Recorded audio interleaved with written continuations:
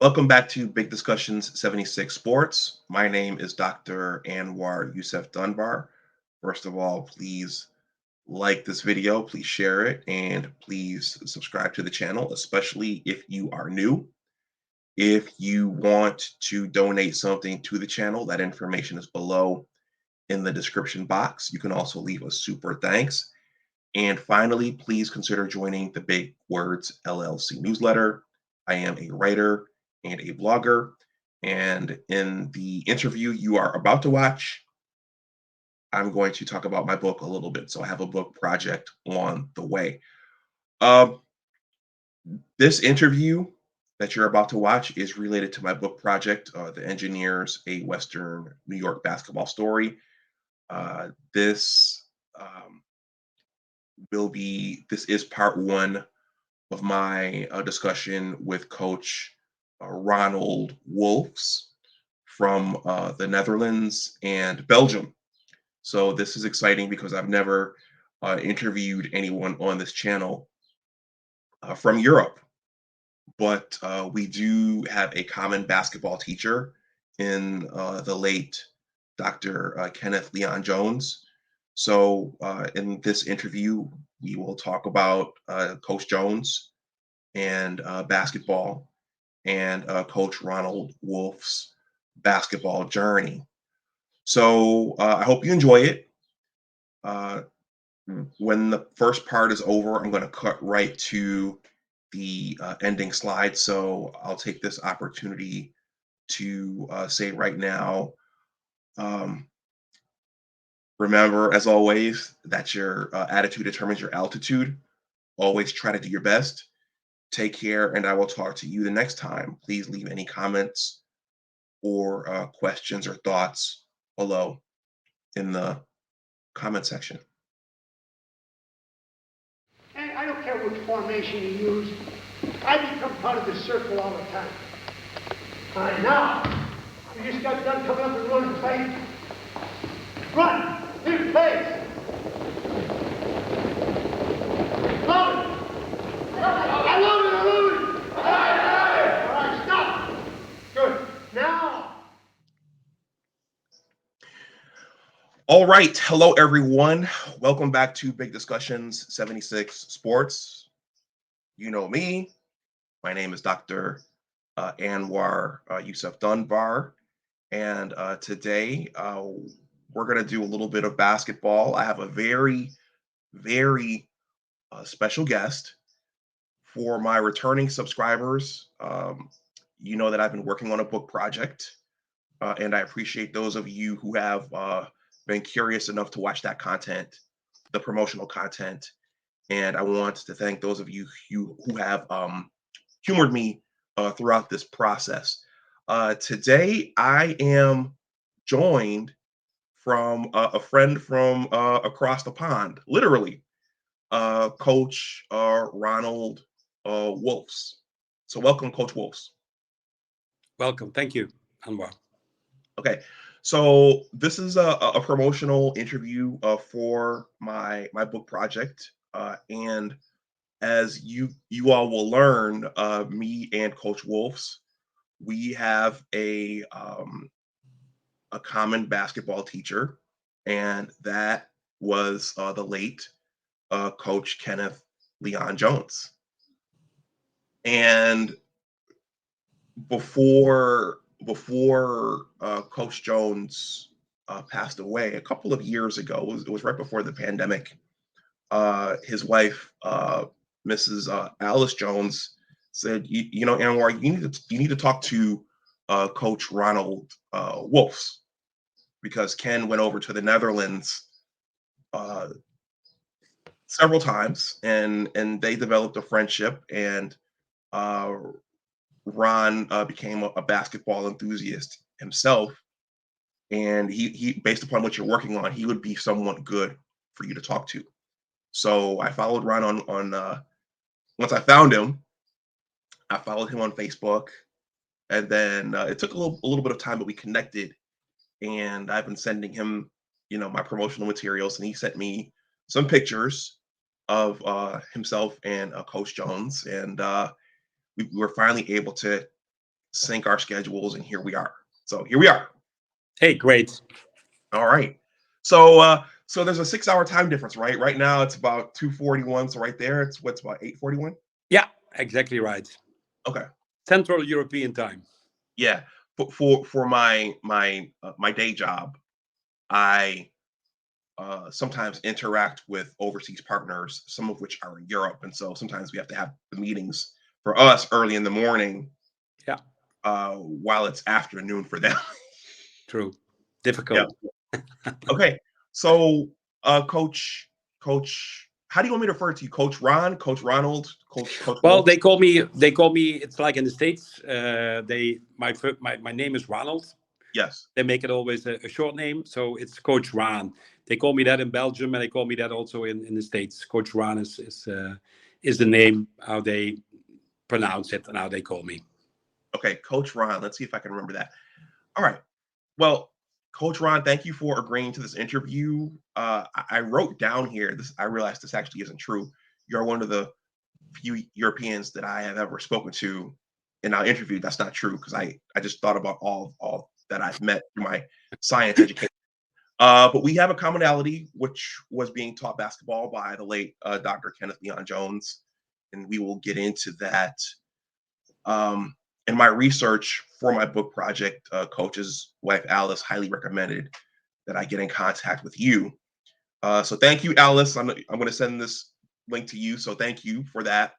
But before we jump into how you knew Coach Jones and how you fell in love with basketball and what you're doing now, talk a little bit about your background. Are you originally from the Netherlands, and did you grow up there? Yeah, I'm originally from the Netherlands, from a city called Maastricht. That's down south in the Netherlands. Hmm. I was born and raised there, but since 24 years, 25 years, I live in Belgium right now. And that's the country that's down under the Netherlands. Maastricht is very close to Germany, and also close to Belgium. And also we had our basketball camps with Ken Jones, also in the Netherlands, in Belgium, and in Germany. So that was great for him and his wife Alicia. So there we had great camps, and they could also see some sightseeing of all these countries. Okay. When you were growing up, what were the popular sports in the Netherlands? Was sports popular in the Netherlands? Well, sports became popular, but it was more like a hobby. Basketball was more like a hobby. People saw it as a hobby. When you were doing basketball, they were always saying, "Okay, what are you doing next to basketball?" I mean, it's not a profession, not as a player, not as a coach. That grew, and now these days, of course, we have full professional basketball coaches and players. But in these days, when I was young, it was difficult. Yeah, it was difficult to be a basketball player because you wanted to do it a lot, but you couldn't because you had to study also that, and we didn't have the colleges, we didn't have the schools, so that means that we had to do school during the days and basketball in the evenings. So it was tough. It was tough as a basketball player. Okay. Yeah, Sorry, I Anwar, there's a noise going off, but we're just making sure that goes off. That goes away. okay.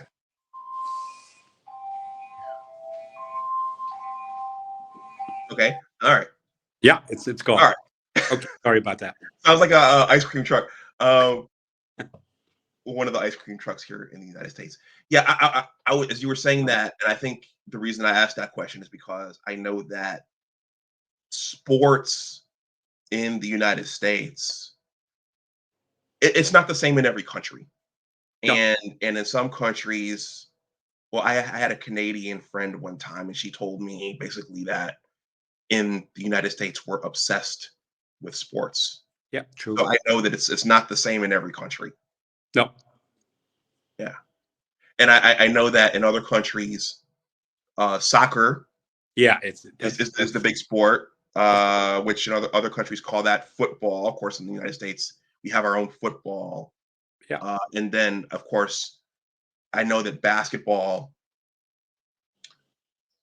started spreading around the globe in a really, really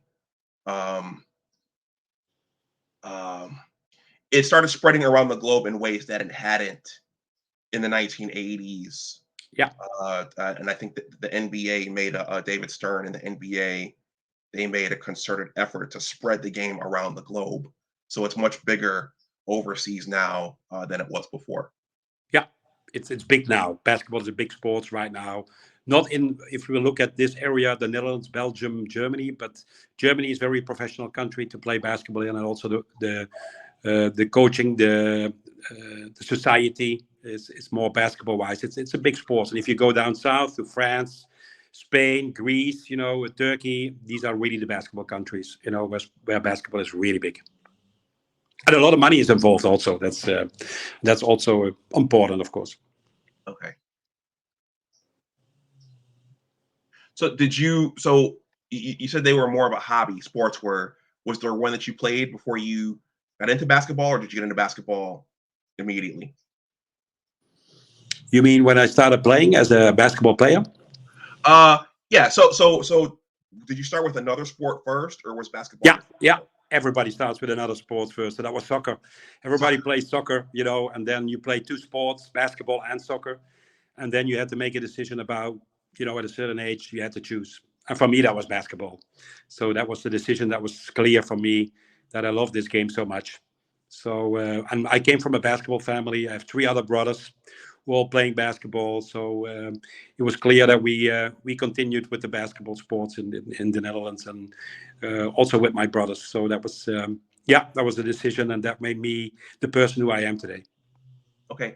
Just for context, for people unfamiliar with the difference in lifestyles between the United States and Europe, what, well, first of all, the Netherlands, what do you all have an industry that is there something that the Netherlands produces in terms of a natural resource, or do you guys build cars, or do you what does the Netherlands? Well, you probably know Philips electricity. Yeah, they're very big. They come from Eindhoven, so they're that's a very big company also in the Netherlands. Really, we do a lot of course. If you know the Netherlands, it's very close to the water, so we have a lot of structure, and we're doing a very good with certainly with the climate change. The water is rising, so the dikes. I don't know if you heard about the Dutch dikes.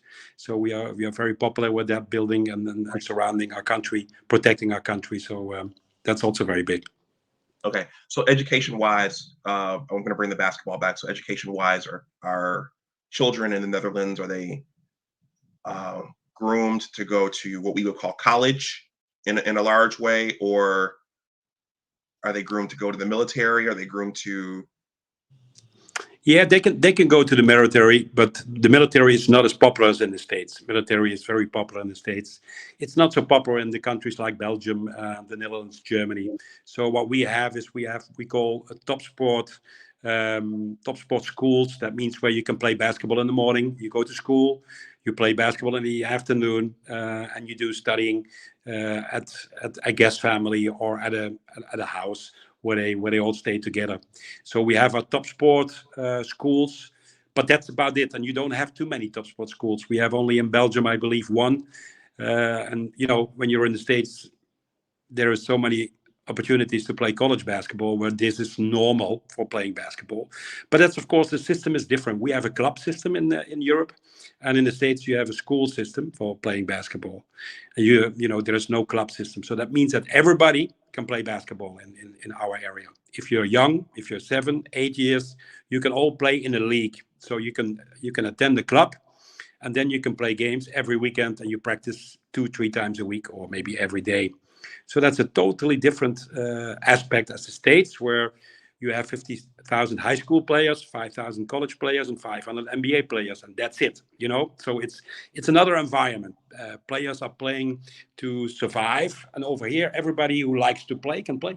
And that's a totally different system than in the States, where you really have to be good to be in any team, a high school team or a college team or an NBA team. And that makes it another society. So that's why it's great for our kids to visit the States and to have that experience, to play against a survival culture where basketball means more than just playing a game. Okay, wow. I never looked at it like that. Okay, so you have top sports schools Yeah, where kids can play in the morning and then after school. yeah. But they're So not only for basketball. You have them in soccer, in handball, volleyball. So all these students are coming to one school. So they have not only one sport at the top sport school, but different sports also. but they're playing competitively. Yeah, well, they're playing at the top sport school during the week, and in the weekends they're playing for their clubs. With the clubs So and they the go club. back to their clubs in the weekends, and then they play for their club again. Okay, so they get a double dose Yeah, yeah, of it. yeah. Okay. So, and you discovered the game through your brothers? Yes, yes. My brothers were very important to me. They learned me the game of basketball, the love of the game. Well, everything that's part of the game, and that's life, really. You have to win, lose. You have to, deal with your emotions. Be physically prepared, being hurt. It's all part of life, really. If you're a basketball player, and that's what I think is also my philosophy is basketball is life, like Ken Jones says. Um, well, the most important thing about my basketball philosophy is make better human beings out of basketball players, and I think that's the main thing why I still coach the game today. I'm still busy with the kids I'm dealing today to make them better human beings and use this basketball game as the thing they love, and they forget about their problems and they can concentrate on the game and love the game and forget all their other things and just compete. Okay. So we're going to start talking about Coach Jones right now. So I'm going to use this to show the audience this. So as I described, I'm working on a book. Coach Ken Jones is one of the main characters in the book. He was a very, very influential person in my life. This is the page for the book, and there are promotional materials. When you scroll down, there are videos, there are essays. So I'm saying this to say, if you want to learn some more about Coach Jones, I've generated a lot of materials on Coach. But Ron's going to give us his recollections of Coach Jones during this talk, which is why this is so valuable. So this link is below in the description box. So I'm Mm-hmm. gonna minimize this. Yeah. And so my next question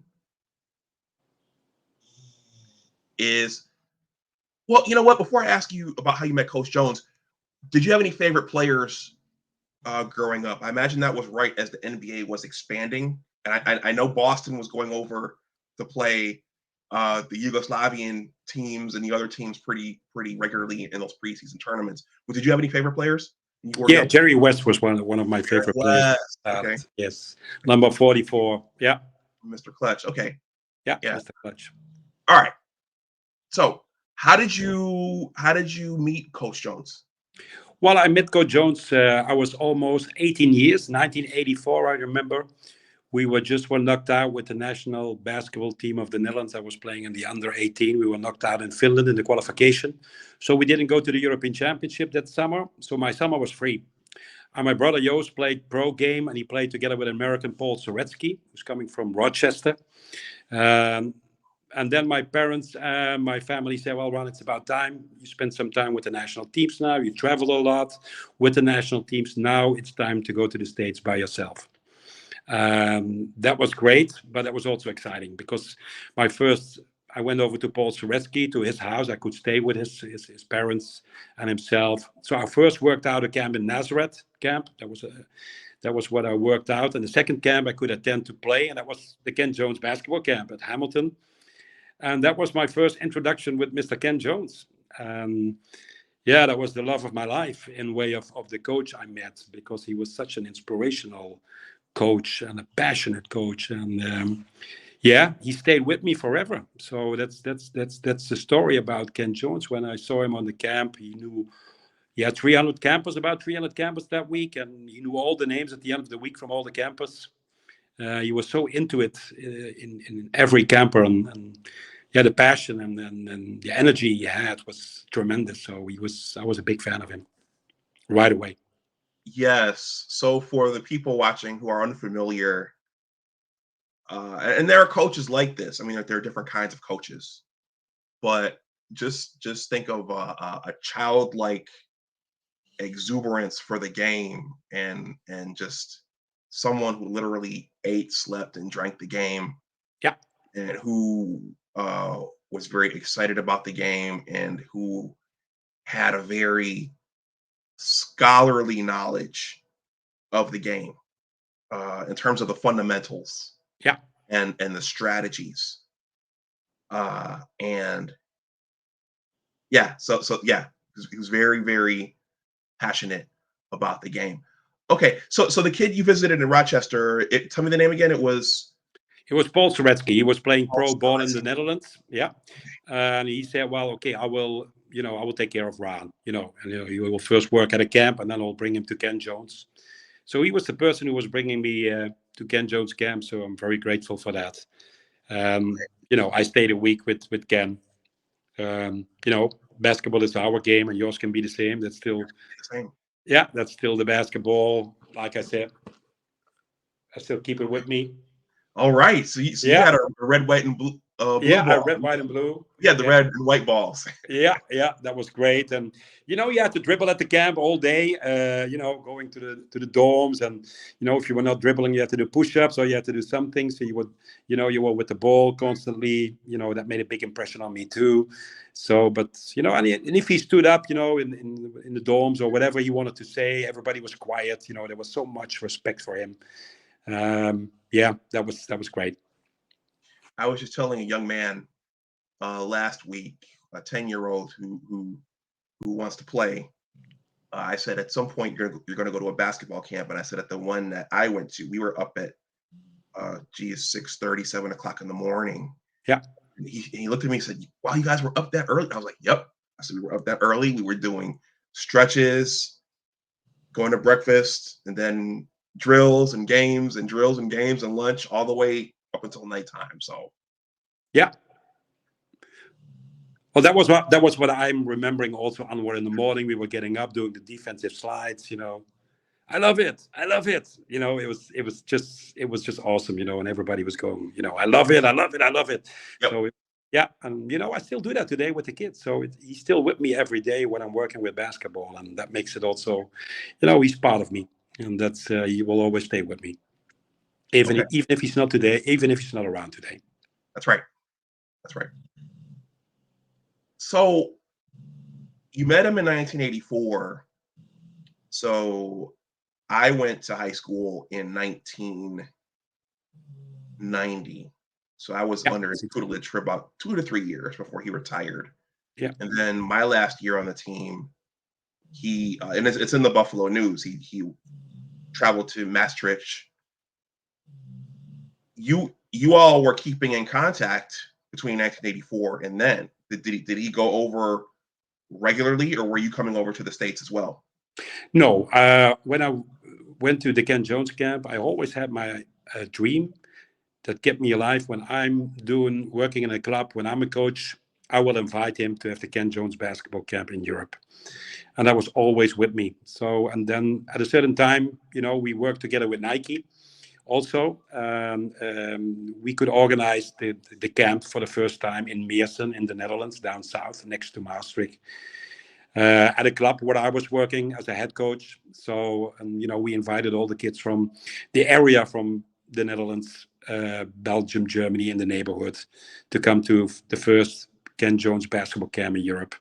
And that was, of course, after, I think it was a little bit longer. I think 10 years later. I believe that it was that we got him over for the first time together with Alice. Wow. Yeah. Okay. Wow. Was it just logistics, or that was just his first available? Well, it was just the moment was there. It was a good moment because we had some sponsors. We could do a lot for him, and then I just got in touch with him about it, and he loved it. And he just asked if Alice could come along. I said, of course, you can come both. And my girlfriend, my wife now, she took care of Alice, and we went to Paris. We did a lot of sightseeing also. There was a lot to see in the area. He loved it, and we loved it also. So it was, the kids still remember Ken Jones in our area, still that much. And even if I put a photo down from him, they still remember him. So it was a very special camp, that first camp. Yeah, he before he passed away, he started converting his VHS footage to DVD so he can create more learning materials, and he gave me one, and I used some of it in the video I made about him about 2 years ago. But yeah, it was amazing watching him do the foot fires with your campers and all the drills. Those were all drills we did at basketball practice. Yeah. So it really took me back watching him, sprint around with the kids and get animated with the kids, and it just really, it really took me back. Great. Why do you play defense? Because you love it. You love it. You love it. You stay outside. You stay outside that red line. Same drill as the shadow drill, except now. Okay? From here I use the right hand down. Down there I use the left hand back. Okay, now. I won't get into the dribbling too much now, but okay. Now you sprint dribble, speed dribble. What's my next? Well, also, we did, of course, our first camp, but he was coming back yearly after that. So, Okay. we did with the first camp in Meersen, but then we got, he loved it. I loved it. And we said, well, we're going to do it yearly, and we're going to do it on a different spot every year. So the next year we were in Germany, in Aachen, and we did the Ken Jones camp in Germany. So that was also great with all the German kids from Aachen. And the third year he was coming to Belgium, and we did it in Bray, the basketball camp. So, so we did a couple of camps in different countries with Ken, and that was with young coaches working. He as the head coach, inspiring all these kids. This is everyone. I'm learning here because I know that I talk about this in my story, but he retired after my junior year, and there were reasons why he did. And I know that he stopped the camp at Hamilton College. I think it was 1996. Mm-hmm. But it sounds like he kept going. He was doing it over in Europe. Yeah, well, it wasn't the first time I went to Hamilton. The second time I came with a couple of players from me to attend at the Ken Jones basketball camp at Hamilton. And then J.J. Raatz was one of the players, and he stayed at Hamilton for his year for the study. So he attended Hamilton College for 4 years. So he got a degree over there. So that was also great. So that was my second year coming to the Ken Jones camp, more as a coach than a player. And I took 4 players along who experienced the Ken Jones camp there. And so one of them stayed over and stayed at Hamilton and got a study and his degree over there. So that was also great. Not to forget about that. All right. Now, for context, I also want to remind everyone that this was before the internet became widespread. There was no social media. So were you guys calling each other or writing each other? Yeah. We were calling each other. We were writing letters. We were, Ken was also a writer. So, it's, he was a great writer too. And he was sending so much love over, and, we kept in touch, of course, and we phoned, and we, I was coming with my wife also to Buffalo. So we met also in Buffalo. So that was also something that went afterwards. And I think also, and what I want to tell you about is also what Ken Jones did for me next to his basketball camps, because he did a lot more than that. I was a basketball player playing for the national junior team, and I was ready to go to the States to play for St. Peter's Division I school.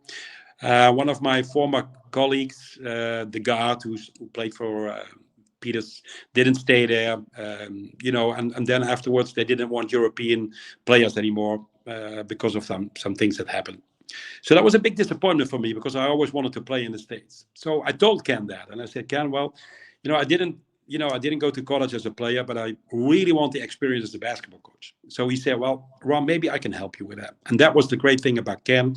He took me to 3 colleges where I had some interviews with the coaches. That was Jack Armstrong from Niagara. That was Beeline from Canisius, and Cohane from Buffalo. I talked to all the three coaches. He did his work, and he prepared everything for me. I had to talk with the coach, and thankfully Tim Cohane gave me a little bit of money, and so I could stay at University of Buffalo for 1 year. I could stay at Ken Jones's house because he was moving in the winter to San Antonio, so that was great. And thanks to him, I could be an assistant coach at UB for 1 year, and I had the greatest experience of my life there. So it was thanks to him that I can, that's also a very big experience for me in my life. Okay, so there's a lot there. So for context, for those who don't know, those were our 3 Division I coaches in Western New York at that time. So Jack Armstrong was at Niagara. John Beeline, who went on to coach Michigan. Yeah, he was at Canisius at that time, and Tim Cohane was at UB, the University at Buffalo. Yeah, that's right. So I didn't know. I didn't talk to Coach Jones.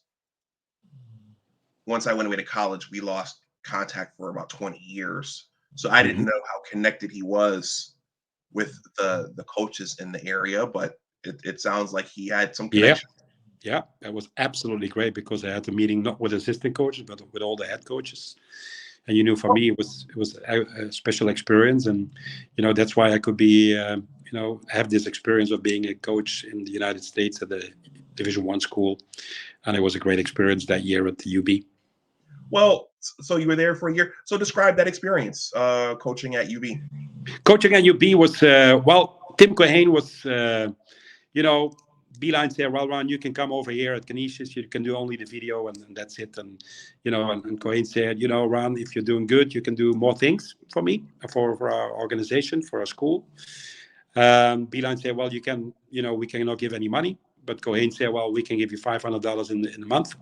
So that helped me because that made the decision easier to go to UB, and Jack also didn't have any money to spend. So that was also something I could survive with $500 in a month, staying at Ken Jones's house. And that's the decision that made me going to UB. And that was really special because it was being with Tim Cohane and his team, Frank Valenti, Ron Torgalski, Tim Maloney.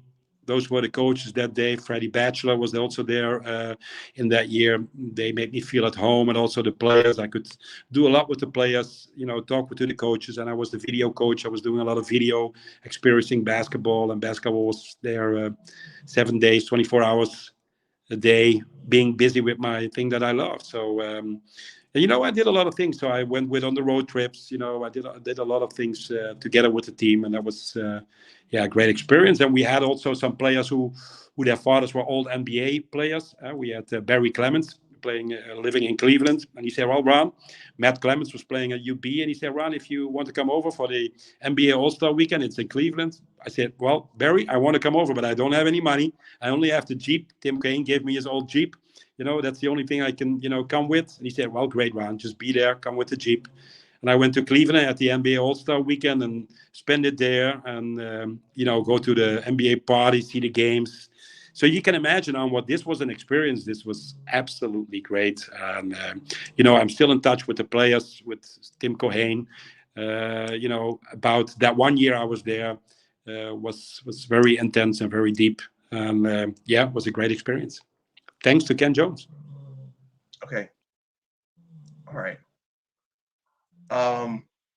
What did you learn under Coach Cohane was there anything? I know Coach Jones was an influence. Did you learn anything? Yeah, Coach Cohane was a business guy. He had a lot of money. He was working at Wall Street. So, he was business-wise. I learned a lot from him, how he was dealing with his coaches, with his players. I loved him because he was very passionate and he was very helpful, and he was helping everybody around and also with me. And, when I came first to the office, he said, well, Ron, how are you going to get over here to the UB and from Ken Jones's house? I said, well, I bike. He said, Ron, in Buffalo, the snow is so high, you cannot even bike. So he said, well, Ron, I got an old Jeep for you, so you can take your Jeep. are you going to do it money wise? I say, well, I'll see. I got $500 in a month. Well, we're going to take care of an eating card so you can eat with the team. So they were so warm and so welcome. I survived, and I could go with the team and experience how they were dealing with college basketball. So that was absolutely great for me. Okay. Yeah, I have a lot of memories. Well, I have some memories at that school. My brother attended UB for a number of years, and my first year on the team under Coach Jones, we advanced to Oh, the sectional final, like alumni arena. So I have fond memories of UB and the of alumni. UB. Yeah, Yeah. me too. All right. I loved it. So you coached for you worked under Coach Cohen for a year. Yeah. Did you go immediately back to the Netherlands? Stop. Good. Now, football. Good. Stop. All right. Now, every time I hold the ball up like this, you do foot fire. I bring the ball down, you go. Love it, love it, love it, love it. Ready, step, go. That's it. I want him on my team right away. He's a little older right now, but good. I love it, I love it, I love it. Ready, step, go.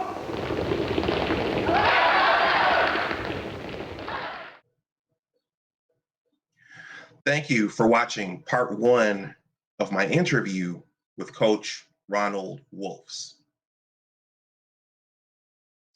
Talking with Coach Wolfs, it occurred to me that time with Coach Jones was a magical time for the both of us, albeit with different circumstances. It was a magical time, nevertheless. And one of the things I thought about during the post production of this video was that all of us who were with him for any number of reasons, whether it was just being young or the family circumstances that we came from, or just our life circumstances in general, not all of us were able to receive what it was that he had to give, and not all of us were able to internalize it and do the right things with it at the time. But that's a part of growing up, and that's a part of being a young person.